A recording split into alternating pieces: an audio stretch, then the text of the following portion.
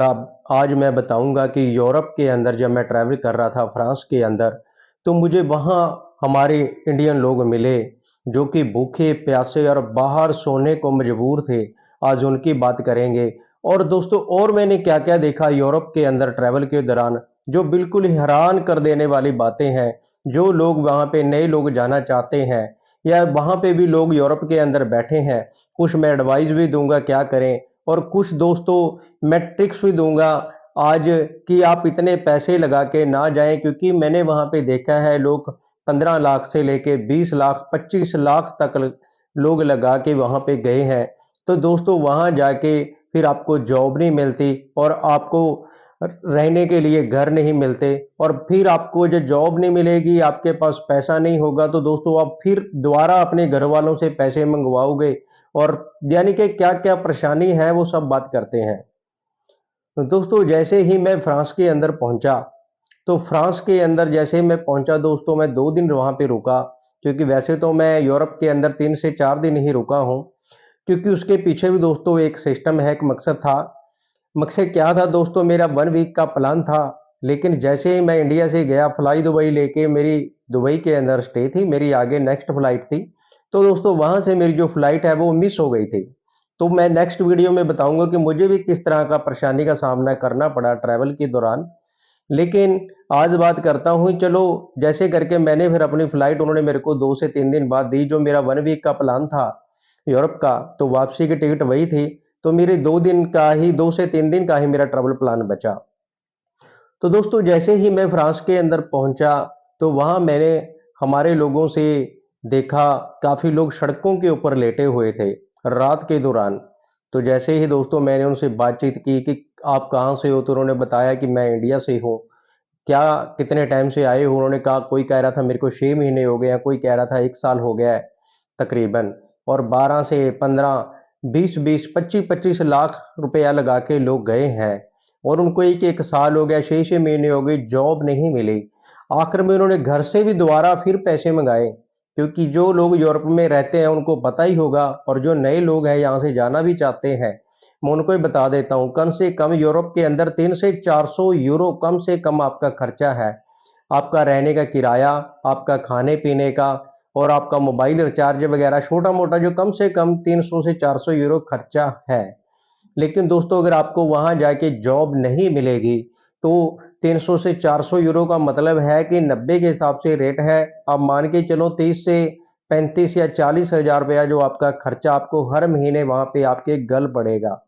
और अगर आप जॉब नहीं होगी तो आप फिर क्या करोगे? अगर आपका कोई जानकार नहीं है, आपका कोई ज़्यादा कोई नॉन नहीं है, चलो वो भी 1 2 महीने 4 महीने आपका खर्चा उठा लेगा। अगर काफ़ी लोगों के तो यार दोस्त होते हैं या दूर दराज के थोड़ा जानकार होते हैं, तो दोस्तों 1 2 महीना ही आपकी हेल्प कर पाते हैं। फिर आप वापसी में अपने घर से खर्चा मंगवाने के लिए मजबूर हो जाते हैं। दोस्तों, 20 से 25 15 लाख रुपया लगा के आप जाते हो। क्या आज के हालात जो मैं देख रहा हूँ यूरोप के अंदर, दोस्तों आप पैसे नहीं कमा पाओगे, क्योंकि ज़्यादा से ज़्यादा मुश्किल से मुश्किल तो 600 700 यूरो लोग बचाते हैं। 800 यूरो बचा लेंगे, कोई अच्छा ही किसी को काम मिल गया 1000 यूरो बच जाएगा। नहीं तो दोस्तों, नए लोगों को तो क्योंकि लैंग्वेज नहीं आती है, पेपर नहीं होते हैं, और कामकाज भी उस तरीके के नहीं आते हैं जैसे यूरोप के अंदर है, तो दोस्तों इन लोगों को जॉब नहीं मिलती। साल साल दो दो, अगर कोई मिलती भी है तो कुछ लोग ऐसे हैं कि इनकी मजबूरियों का फायदा उठाते हैं। तो दोस्तों, कर करा के दोस्तों मैं जो सिस्टम देख के आया हूँ कि 5 साल भी दोस्तों आपका मेरे हिसाब से आपके पैसे पूरे नहीं होंगे अगर आप 15 से 20 लाख रुपया लगा के जाओगे। तो बेहतर यही है दोस्तों, इससे अच्छा अगर आपने जाना ही है, आप अपने डॉक्यूमेंट यहाँ से तैयार रखो। डॉक्यूमेंट में पिछली वीडियो में भी, काफ़ी वीडियो में बता रखा है मैंने। कुछ नहीं होता, आपके दोस्तों आईटीआर भरें। आईटीआर 2 से 3 साल की लगती है शेंगन वीज़ा में। ठीक है, अगर आपका खुद का कोई ना कोई बिजनेस है, उसको बिजनेस रजिस्ट्रेशन करा लें। अगर नहीं है, आप किसी न किसी कंपनी से जॉब कर रहे हो, तो दोस्तों वहाँ से एनओसी, अपनी सैलरी अपने अकाउंट में डलवाएं। 3 से 4 महीने की सैलरी स्लिप और उसकी स्टेटमेंट आ जाएगी आपके अकाउंट में, 5 से 6 7 लाख रुपया बैलेंस होगा। दोस्तों आराम से आपका शानगन वीज़ा अप्लाई हो जाता है। ठीक है, और 2 से 3 कंट्री आप पहले ट्रैवल कर लें, आपको किसी एजेंटों को पैसे देने की जरूरत नहीं है। कम से कम 1 लाख या 2 लाख रुपया ट्रैवल करके, और उसके बाद में आप शानगन का वीज़ा भी अप्लाई करते हो, ज़्यादा से ज़्यादा 2 लाख रुपए से आपका खर्चा ऊपर नहीं आता है। तो ये दोस्तों ऐसे में आप इतने कम खर्चे में अगर पहुंच जाते हो तो आपको महसूस नहीं होता इतने ज़्यादा पैसे लगा के। और आगे से यूरोप के हालात ऐसे हैं कि इतने ज़्यादा लोग वहाँ पे बैठे हैं कि काम-कार की कंडीशनें काफ़ी खराब हैं। तो ये चीज़ें दोस्तों मैंने वहाँ पे देखी। कुछ लोग मिले कि उन्होंने कहा कि भाई 3-3 दिन हो गए हैं हमने कुछ खाया नहीं। कोई लोग मिल जाते हैं, कुछ खिला देते हैं, नहीं तो नहीं।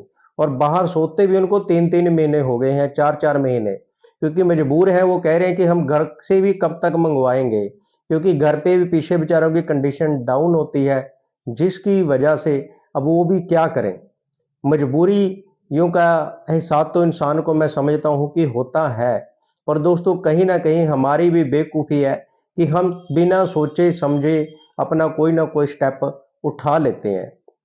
दोस्तों मैं यही कहना चाहता हूँ कि यूरोप के अंदर अगर आप जाना चाहते हो, कहीं भी जाना चाहते हो, आप कोई ना कोई स्किल सीख के जाएं। जिस कंट्री में ज़्यादा स्किल्स होती है सर्च करें आप, आपका कोई जानकार आपका दोस्त है उनसे पूछें, उस तरह की स्किल सीख के जाएं। और कहीं ना कहीं आप लीगल वे से जाएं। वर्क परमिट बहुत कंट्रियों के निकलते ही रहते हैं, आप उस तरीके से जाएं जो आपको कम कम खर्चे के अंदर भी पड़ता है। और दूसरा, आप दोस्तों जेन्युइन तरीके से जाते हो, आपको किसी तरह की ज़्यादातर परेशानियों का सामना नहीं करना पड़ता और आपका सक्सेस, आपका कामयाब होने का रास्ता जल्दी से बन जाता है। दोस्तों नेक्स्ट वीडियो में बताऊंगा कि मेरे साथ क्या हुआ था। और मैं अपनी वीडियो भी शेयर करूंगा कि ट्रैवल के दौरान क्या क्या सिस्टम मैंने और एक्सपीरियंस लिया। तो मिलते हैं दोस्तों न्यू वीडियो के अंदर न्यू इन्फॉर्मेशन के साथ।